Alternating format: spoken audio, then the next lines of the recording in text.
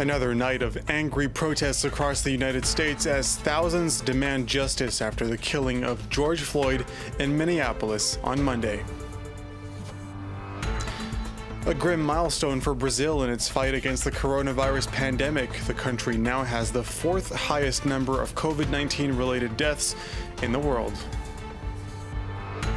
And Saudi Arabia allows worshippers to return to mosques for the first time in months, but several restrictions still apply. Thank you for joining us here on France 24. We begin in the United States, where thousands of protesters have taken to the streets of major American cities for a sixth consecutive night. Protests are currently being held from coast to coast in New York, Washington, D.C., Minneapolis, Los Angeles, and many, many other cities.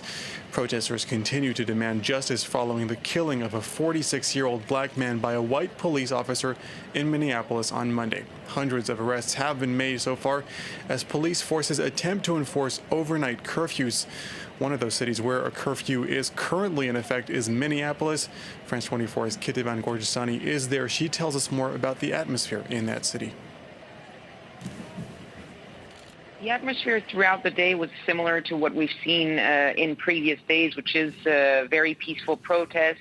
This time the protests were sort of moving a little bit more instead of sticking to one place. They were actually marching, and they were marching towards one of the bridges of the city of Minneapolis, the bridge that goes over the Mississippi River, and they were trying to get past there. And besides the curfew, the governor and the mayor have agreed to shut down the main intersections, the main interstate, big highways, including that highway that crosses over the Mississippi River as of 7 p.m. And those protesters were heading that way, it seems. And so the police and the National Guard actually moved in to try to shut down that bridge and that interstate earlier than planned. And they were seen also moving in, trying to push away protesters. It feels like the police forces are trying to scatter the groups of protesters even before the start of the curfew, as to not have these large crowds that are much harder to disperse without using force. So for now, it's still relatively calm. There are no clashes just yet, but there was some use of tear gas, but really the police trying to push slowly away these protesters, but so far pretty calm. And throughout the day, it was really the same scenes that we've seen in the previous day, cleaning up in the morning, helping the neighborhoods that were looted and burned down throughout the night to try to get back a little bit to normal, and then going on to the protests in the afternoon. Hopefully the night will not be following the same pattern as previous days with less violence. One of the cities which has seen significant protests as well as violence is Los Angeles. Members of the California National Guard were deployed overnight Saturday to help restore order following several scenes of looting.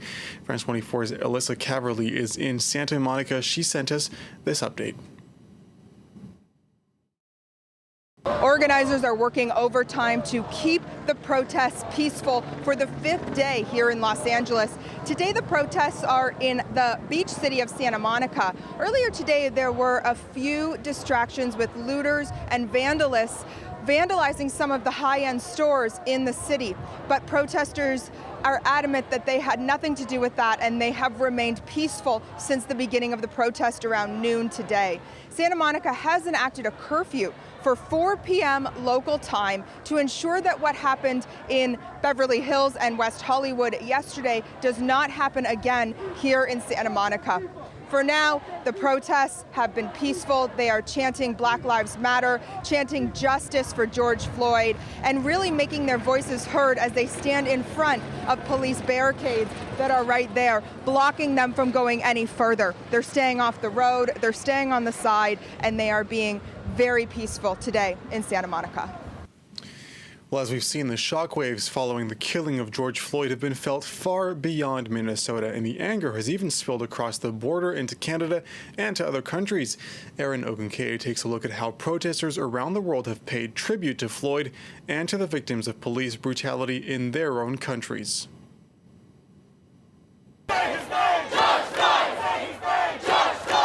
as chants of his name ring out around the world. Demanding justice for George Floyd has gained international clout.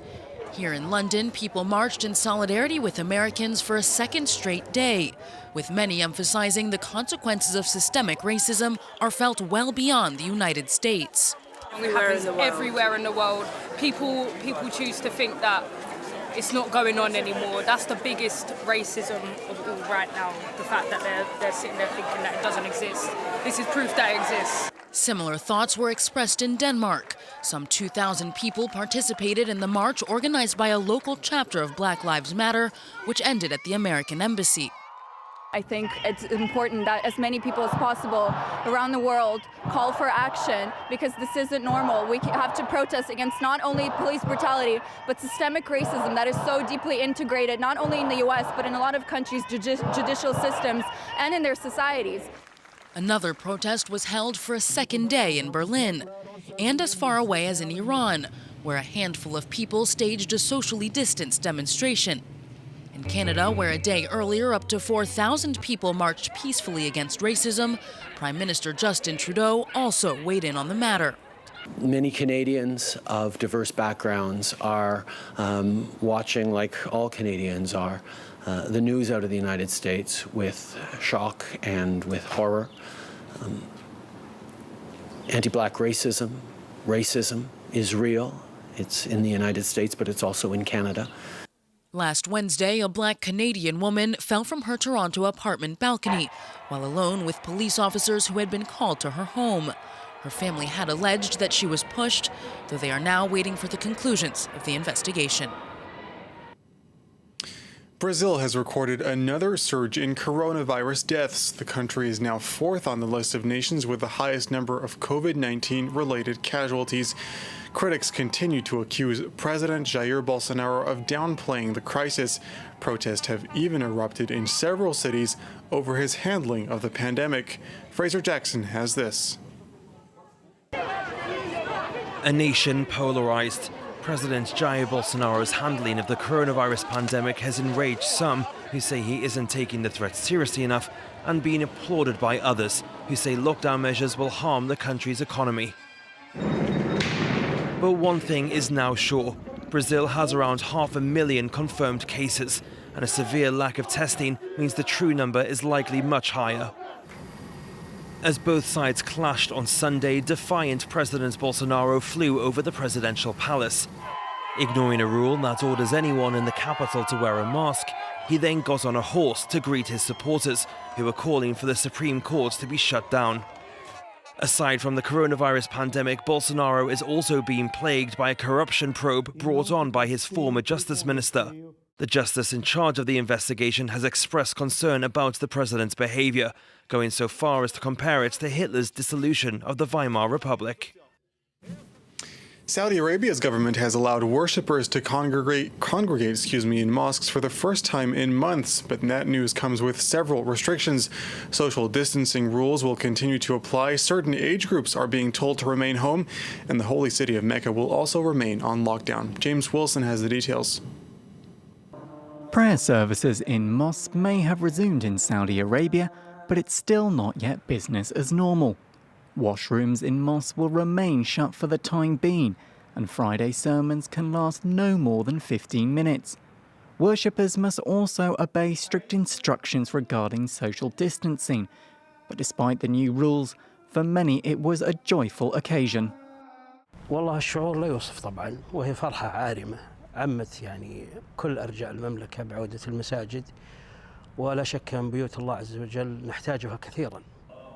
But not everyone has been allowed back to worship. The elderly, those under the age of 15 and those with certain illnesses have been told to remain at home.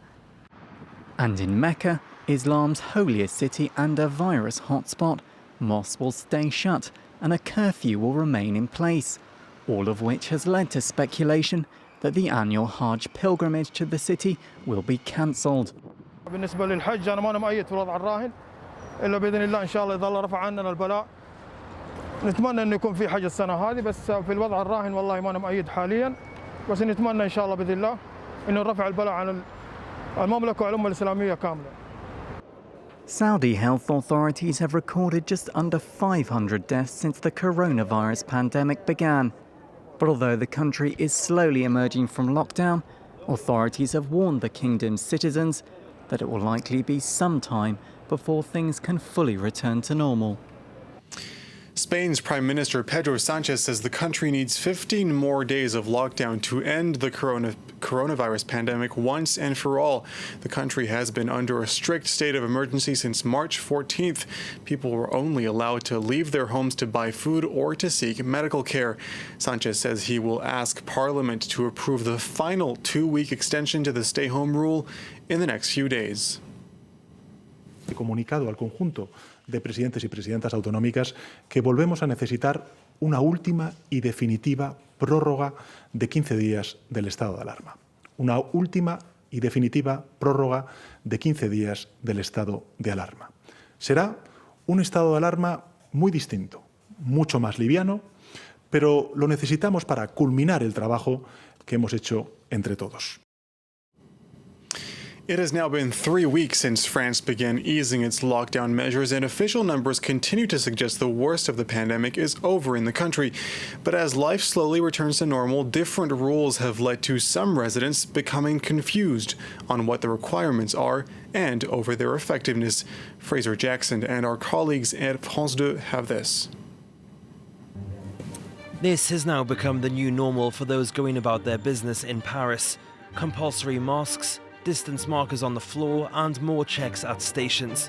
This is the cost of people's newfound freedom post-quarantine, but for some, the rules can seem contradictory. Outside Paris's Gare de Lyon, barriers have been put up to manage the flow of people through the station, but the resulting long lines have made it difficult for people to keep the 1 metre distance between them. Pour l'entrée, on nous fait entrer par un sens, sortir par l'autre, d'accord, mais pour le RER, on est des milliers à passer, il faut aller voir le collet serré qu'il y a là-bas. Il y a des côtés un petit peu absurdes. Tout est fermé, tout est barricadé et donc j'ai dû faire le tour et j'ai loupé le train. Some businesses are also bringing in rules to protect their workers. Température normale. Introducing temperature checks, distributing masks and increasing cleaning cycles. But across the country, differing rules in different places have confused some locals. Here in Strasbourg, it's obligatory to wear a mask in the city's open market, but optional in the majority of shops. Dehors, je trouve que le masque, c'est un peu trop si on respecte les distances. Sur le marché, je trouve que c'est un peu trop, quoi. Certain cities have made masks obligatory for anyone venturing outside, leaving residents in no doubt. But for much of the country, people will have to make up their own minds on whether or not they cover their faces. Before we leave you, let's return to our top story. Another day of anger across the United States as thousands of protesters demanded justice following the killing of an unarmed black man by a white police officer earlier this week. You're looking at a live picture of the city of Minneapolis, where it appears police are now proceeding to arrest several protesters who are now out on the streets. A curfew is now in effect. It is now past the 8 p.m. curfew limit for the city of Minneapolis. And as they did yesterday evening, it appears now that police officers in Minneapolis are currently enforcing that curfew and arresting protesters who are out on the streets. We have seen protests being held in dozens of cities, with some of them turning violent. Several of those cities, including Minneapolis, as we see here on this live picture, have declared overnight curfews to prevent protesters from gathering. Police forces, of course, are fully mobilized across the country and are bracing for another night of violence and looting. Once again, there's pictures there of Minneapolis as the city is officially under curfew for another night, and police right there, police activity, as you may be able to see, as they continue to arrest some protesters. We'll continue to cover this 6th consecutive night of protests across the United States. Stay tuned to France 24.